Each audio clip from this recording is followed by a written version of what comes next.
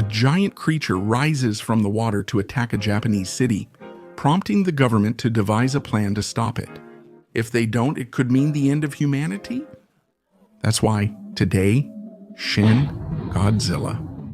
As you saw, we're nearing 800,000 subscribers. Remember, if you enjoy the videos, support the channel by liking, subscribing, and enabling notifications. It's free and it really helps me keep growing. Now let's get started. The Maritime Police board a yacht found in the ocean to investigate.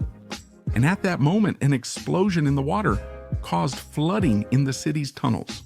Now we meet Yaguchi, who is part of the country's emergency system. So the council meets to decide what could have caused the explosion while they wait for the minister to arrive. However, the guy thinks that the real cause could be a giant creature in the water. But no one thinks it's possible since the temperatures from the explosion are too high for any living being to be there.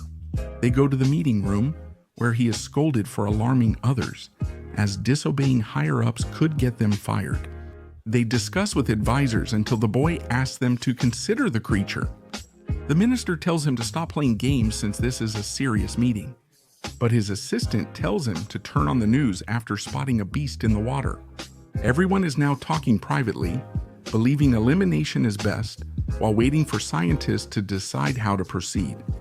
3 biologists attend the meeting to share their opinions, but none are very helpful, because the creature keeps advancing without them realizing what's happening. Next, the protagonist asks his assistant, Shimura, to call a friend at an environmental center. Later, Hiromi arrives to say the creature can likely walk on land, but he doesn't take her seriously. Afterward, the minister holds a press conference assuring the beast won't come ashore. But an assistant interrupts him since it's already in the city, causing destruction. Since the animal may reach the big city in a few hours, the government will start a large-scale evacuation.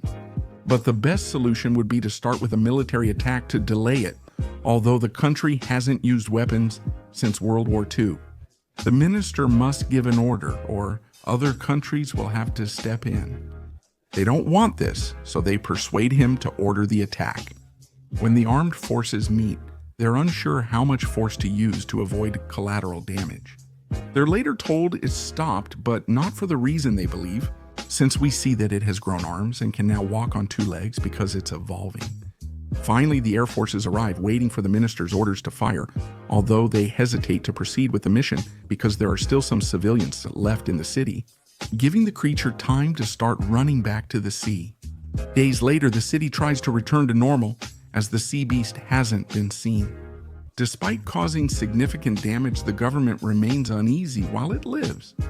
So they start searching for it all over the sea, while they prepare ways they could fight against it.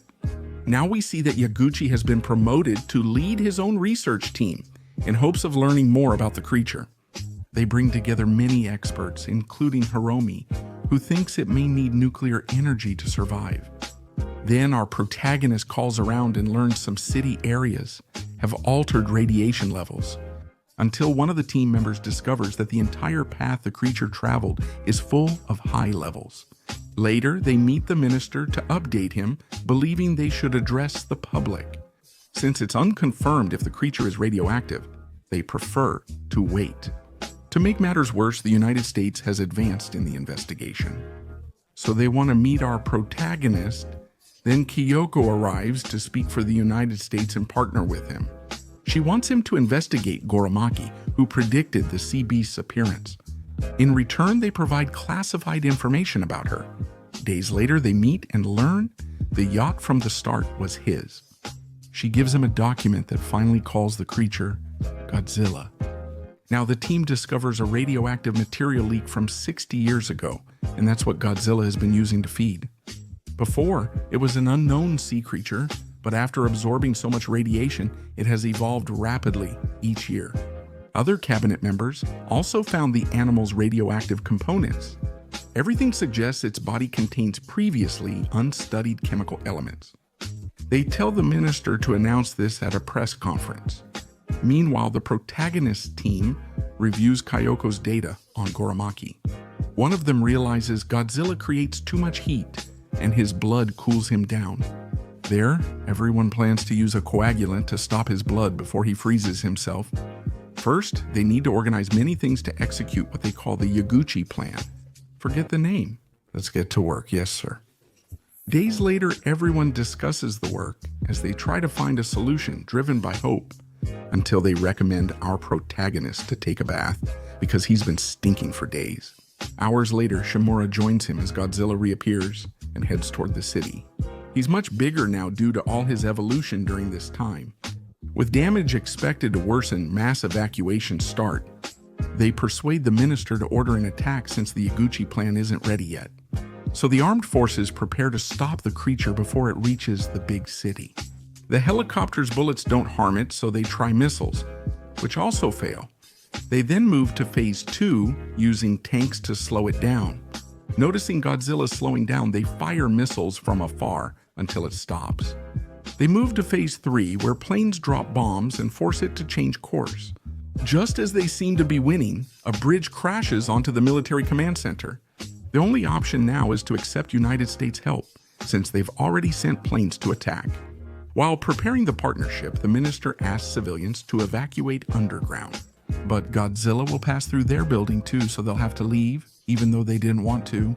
Meanwhile, our protagonist's team leaves by car. The boy must walk since traffic has stopped, until Shimura says the attack will start earlier and they'll need to hide on the train tracks. Finally, the American planes drop their bombs, managing to injure Godzilla, not expecting him to start glowing to unleash his attack across the entire city, causing a massive fire just before unleashing an energy burst from his mouth, destroying everything in his path, including the plane with the minister and his cabinet. The creature fires more beams from its back, destroying the last bombs and remaining planes. Days later, our protagonist arrives at the new government headquarters to start work. They appointed the ex-minister of agriculture as prime minister, and since he doesn't know what to do, Yaguchi loses his temper with his team until they manage to calm him down. Then he tells them that Godzilla seems to be asleep while they work, until the rest of the team arrives. He thanks them for their commitment to the country. They keep organizing the Yaguchi plan when Kayoko calls to meet the minister. Later, they tell him the United States wants to get more involved in the case since other countries want control. However, the minister doesn't want them making the important decisions. In return, he'll let them join the investigation team to find a solution together. American scientists and our protagonist analyze Godzilla as he sleeps, discovering his sensor that detects and eliminates nearby threats. One night, a research group finds parts of the creature left behind, but they keep evolving. So everything indicates that it could reproduce in different ways, eventually taking over the world. Later, Kayoko meets with Yaguchi to tell him that the United States plans to use a nuclear bomb to destroy it. They tell the minister, who can't find a better solution, so he ends up agreeing to the plan, completely sacrificing the city in order to eliminate Godzilla. Our protagonist discusses the plan with a superior, still believing the country has hope, though he's told there's no other way out. Now, the United Nations controls all plans against the creature, so the guy discusses with his team. Because the government will take time to evacuate people before the attack, they plan to use that period to finish the Yaguchi plan, since they've found the ideal chemical and only need to mass produce it. Each member contacts as many people as possible from all countries for maximum help. Sometime later, Shimura talks to an informant to get new information about Goromaki in exchange for information about Godzilla. Then they see that the man lost his wife because of radiation, so he based his research on trying to make it harmless. And that's why there was so much of it in the warehouse 60 years ago. Later, he still hasn't figured out the plan he left behind. But after a casual conversation, one of them remembers the origami in Goromaki's notes. So the team takes the plan, because by folding it in certain ways, it matches the anatomical structure that Godzilla has. Then they realize their plan might fail, since the creature can live anywhere on the planet. They need to run more tests before executing their plan. Though time is short, with United States help, they finally discover what's needed to do everything.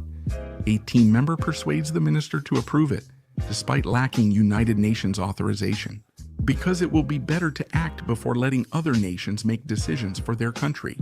But the team will need one more day to get the full dose of coagulant.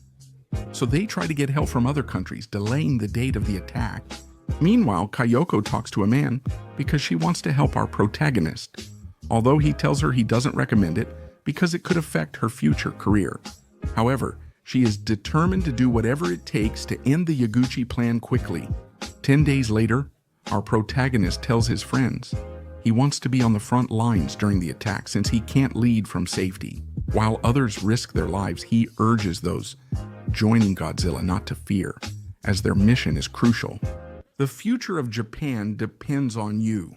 The attack begins by crashing trains to awaken the creature, causing it to fire beams from its back to destroy the drones, dropping bombs on it. They want it to lose as much energy as possible so the coagulant is more effective. Godzilla shoots beams from its tail, altering radioactive readings until it appears to lose energy. And they use some bombs to drop buildings on top of it, trapping it. Then the trucks move in to inject it with doses of coagulant, although afterwards Godzilla destroys them with a beam. But when it moves again, they send more bomb trains to make it fall again. Now more trucks go in to continue injecting the doses. When Godzilla gets back up, he ends up freezing while standing as the coagulants finally take effect. Sometime later, we see that our protagonist tells Kayoko that there will soon be new elections for minister. She asks him to keep his ideals as she hopes they'll both become top politicians in their countries and work together. However, Yaguchi still believes that this isn't over yet.